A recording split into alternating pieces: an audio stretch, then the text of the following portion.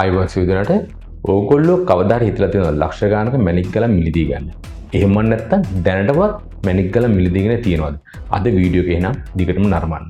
මේ වීඩියෝ එකේ අරමුණ කාටවත් චෝදනා කරන්න නෙමෙයි. ඇත්තටම මැණික් ව්‍යාපාරය ආදරය කරලා මැණික් ව්‍යාපාරෙන් ඉස්සරහට යන ඇත්තටම පුද්ගලයෝ සිටිනවා. හැබැයි ඒ අතරතුර මැණික් ව්‍යාපාරයෙන් වංචා කරලා මිනිසුන්ව නොමග යවන පුද්ගලයෝ බහුලව සිටිනවා. අපි එහෙනම් වැඩේ පටන් ගමු. අපේ අලුත් මැණික් පන්තියක් පටන් ගන්නවා අගෝස්තු 15 සෙන්සුරාදා රත්නපුර සහ අගෝස්තු 16 ඉරිදා මහනුවරදී. කැමති දරුවන්ට පුළුවන් අපිත් එක්ක සම්බන්ධ වෙලා මේ වැඩ කටයුතු කරන්න. පළවෙනි එක මැණික් ගල් ඩයි කිරීම. පාට දාලා වටිනා මැණික් ගලක් වගේ පෙන්වීම.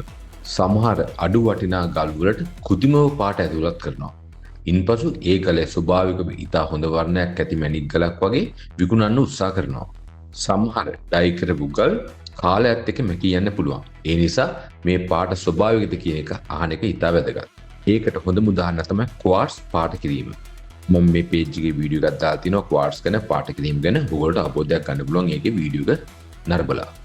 දෙවෙනි එක හීට් ට්‍රීට්මන්ට් ගැන හංගනවා. ඒ කියන්නේ තාප ප්‍රතිකාර ක්‍රමයක් කරපු ගල් ගැන හංගලා විකුණන්න උත්සාහ කරනවා. රූබි සහ සෆායර් ගල් බොහොමයක් හීට් ට්‍රීට්මන්ට් කරලා තියෙනවා. මේ නීත්‍යානුකූලව භාවිතා කරන ක්‍රමයක්. නමුත් ප්‍රශ්නේ තියෙන්නේ ඒ බව නොකිය untreated natural stone කියලා විකිණීමයි. මෙතන untreated natural stone එකයි heated stone එකයි price එක ලොකු වෙනසක් තියෙනවා. world market එකේ natural stone එකට ඉතාම හොඳ මිලක් හම්බ වෙනවා. ඒ කියන්නේ ප්‍රමුඛතාවය වැඩි heated stone එකට වඩා. ඒ හින්දා අනිවාර්යෙන් සැකහැර ගන්න මැණික් ගලක් ගද්දි heat treatment කරපු එකක්ද untreated ගලක්ද කියලා. තුන්වෙනි කාරණේ glass filling ruby. අපිට තායිලන්තෙ ගිහින් රූබි විශාල ප්‍රමාණයක් මිලදී ගැනීමට හැකියාව තියෙනවා. හැබැයි ගැටලුව තියෙන්නේ ගොඩාක් ප්‍රමාණයක් තියෙන්නේ ග්ලාස් ෆිලින් රූබි. මෙතනදී දෝෂපල්දු තියෙන රූබි වල ග්ලාස් ෆිල් කරලා ඒ පිරුම් පුරවන එක තමයි කරන්නේ. පිටින් බලද්දී පුදුමාකාර ලස්සනයි. හැබැයි ඒ වටිනාකම ස්වභාවික රූබි එකට වඩා බොහෝ සෙයින් මිල අඩුයි. හතරවෙනි එක සින්තටික් ජෙම්ස්ටෝන්. ලැබ් එකක් තුල නිපදවන සෆායර් හෝ රූබි එකක් නැචරල් කියලා විකිණීම. සින්තටික් ස්ටෝන් එකක් කියන්නේ ෆේක් එකක් නෙමෙයි. නමුත් ඒ ස්වභාවික ගලක් ලෙස විකිණීම තමයි ලොකුම වංචාව. මෙහි විශාල වශයෙන් මැණික් ව්‍යාපාරයේ සිටින පුද්ගලයෝ හවු වෙනවා. ඒකට ප්‍රධාන හේතුවක් තමයි පියවියෙන් නැචරල් ගලක් සින්තටික් ගලක් වෙන් කරගත නොහැකි වීම. එතකොට ගොඩක් දෙනා ලිම් මාකට් එකට පැමිණෙන්නේ සෙන්සුරාදා ඉරිදා. ඒ අවස්ථාවේදී මැණික් ගලක් ටෙස්ට් කරගන්න ලැබ් එකක් හොයා ගැනීම හරිම අපහසුයි. ඒත් සමහර තැන්වල ලැබ් එකක් තියෙන තෙක් මානකවත් හොයාගන්න නැහැ. ඒ හින්දා අපි දැනගන්න ඕනේ රෆ් කලර් නැචරල්ද සින්තටික්ද කියලා පියවෙහින් අඳුරගන්න. අපිට ඉතාම පහසුවෙන් අඳුරගන්න පුළුවන් කට් ඇන්ඩ් පොලිෂ් ගල් නම්.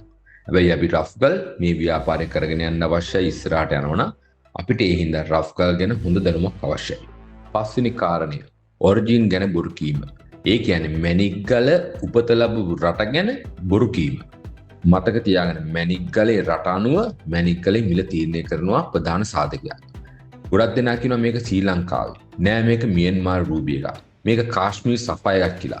මේ වගේ ප්‍රකාශ මැණික් ගලට ඊටාම ඉහළ මිලකට බලපාන. අපි රෆ් ගල් හෝ කට්නම් පොලිෂ් ගල් පිටරට තියෙන ගල් අපි අතපත ගාලා තිනවා. අපි ගල් ගිහිල්ලා පිටරටින් ගන්නවා නම් අපිට ඊටාම පහසුවෙන් කියන්න පුළුවන් මොකද්ද මේ මැණික් ගල කොයි රටටද අයිති වෙන්නේ කියලා. ගොඩක් දෙනාට මේ පහසු නෑ කරන්න. ඒ හින්දා අපිට විශ්වාසදායී රසායනාගාර වාර්තාවක් තිබීම අත්‍යවශ්‍යයි. 6 වෙනි එක ෆේක් සර්ටිෆිකට්. ඒ කියන්නේ රසායනාගාර වාර්තාව. සර්ටිෆිකට් එකක් තිබුණා කියලා මේ මැණික් ගල ඇත්ත කියලා හිතන්න යන්න එපා. අද කාලේ ව්‍යාජ සර්ටිෆිකට් හදනවා ගොඩක් දෙනා. ඒ නිසා සර්ටිෆිකට් එක නිකුත් කළ ආයතනය විශ්වාසදායකද කියලා සැවිට පරීක්ෂා කරන්න. මතක තියාගන්න මැණික් ගලේ වටිනාකම තීරණය කරන්නේ සර්ටිෆිකට් එක විතරක් නෙමෙයි. ඒ සර්ටිෆිකට් එක නිකුත් කළ ආයතනයේ විශ්වාසනීයභාවයෙන් මැණික් ගලේ වටිනාකම තීරණය කරනවා. 7 වෙනි කාරණය ලයිටින් ට්‍රික්. මේක තමයි ගොඩක් අය අහුවෙන ලොකුම රැවටීම. අපිට ලංකාවේදී නම් ජෙම් මාකට් එකේ සාමාන්‍ය ආලෝකය යටදී අපි මැණික් ගල මිලදී ගත හැකියි. නමුත් අපිට ලංකාවෙන් පිටතදී මැණික් ගලක් මිලදී ගැනීමට හැකියාව තියෙන යම්කිසි සාප්පුවක් ඇතුළත. මෙන්න මෙතනදී තමයි ගොඩක් අය අහුවෙන ලොකුම රැවටීමකට ලක් වෙන්නේ. සාප්පුව ඇතුලේ තියෙන විශේෂ LED ලයිට් ඇත්තේ මැණික් ගල ඉතාමත් දීප්තිමත් ලස්සන පාටකින් පේන්න පුළුවන්. හැබැයි අපි මැණික් ගල මිලදී අරගෙන එළියට ගියාම පාට වෙනස් වෙලා දීප්තිය අඩු වෙලා. ඒ නිසා මතක තියාගන්න මැණික් ගල මිලදී ගන්න කලින් හැම වෙලේම ස්වභාවික දිවා ආලෝකය යටතේ මැණික් ගල බලන්න. ඒ කියන්නේ අපිට පුළුවන් වුණා සුදු පාට ආලෝකයේදී අපිට මැණික් ගල නිරීක්ෂණය කරන්න. එක විනාඩියක් බලන එකෙන් ලක්ෂ ගණනක් පාඩු කරගන්න එක වළක්වා ගන්න පුළුවන්. 8 වෙනි කාරණාව කැරට් වේට් ට්‍රික්ස්. කැරට් බරේ රහස. මම මේකට වෙනම වීඩියෝයක් කරන්න. මොකද හේතුව මේක ගැන විශේෂයෙන්ම කතා කරන කාරණයක්. කැරට් කියන්නේ බර, සයිස් නෙමෙයි. සමහර කට්ටවලින් ගල් ලොකු වගේ පේනවා.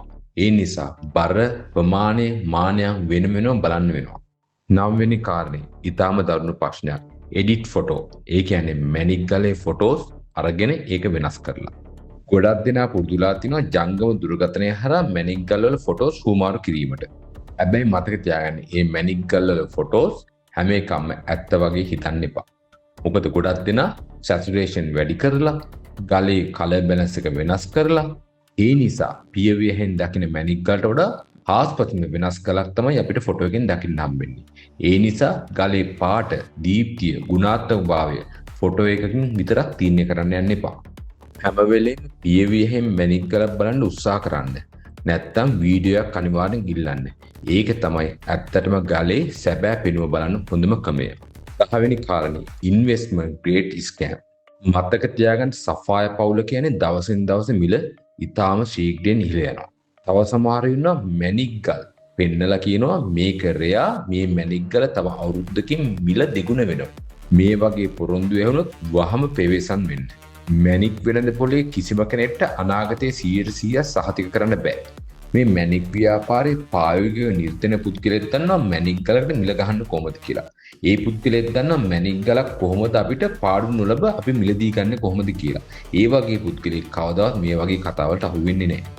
ඒ වගේම මතක තියාගන්න ගුණාත්මක භාවයතු නිල් කෑල්ලක් අපි ගන්නවා කියන්නේ ඒ කියන්නේ බ්ලූ සෆාය එකක් ගන්නවා කියන්නේ නැචරල් ගල අපිට හොඳ විදිහට දිනන්න පුළුවන්.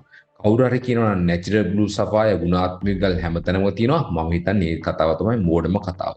එතකොට හීටඩ් බ්ලූ සෆාය එකකුයි නැචරල් බ්ලූ සෆාය එකක් කියන ප්‍රයිස් දෙකක්. ඒ හින්දා අපි නැචරල් බ්ලූ සෆාය එකකට යනවා කියන්නේ මිල ගැන අවබෝධයක් තියෙනවා කියන්නේ අපිට හොඳ ආයෝජනයක්. එතකොට මම මේ වංචා 10ක් ගැන පමණයි කතා කරේ. නමුත් ඊට වඩා බොහොම වංචාකම තව තියෙනවා. උදාහරණයක් විදිහට diffusion treatment, glass composite stone, doublet, triplet, fake lab report, ඊට අමතරව බ්‍රෝකර් ස්කෑම් වැඩි තවත් බොහොම දේවල් තියෙනවා. මතක තියාගන්න ට්‍රීට්මන්ට් කරපු මැණික් ගලක් තිබුණා කියලා ඒක නරක ගලක් කියන එක නෙමෙයි.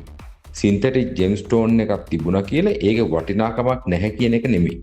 නමුත් ඒ තොරතුරු හංගවලා නැචරල් අන්ට්‍රීටඩ් රෙයා කියලා විකුණන එක තමයි සැබෑම ප්‍රශ්නේ. ඒ විකුණන පුද්ගලයන්ට අපි බැනලා වැඩක් නැහැ. විශේෂයෙන්ම අපිට තියෙන්න ඕනේ ඒ තොරතුරු ගැන දැනුම.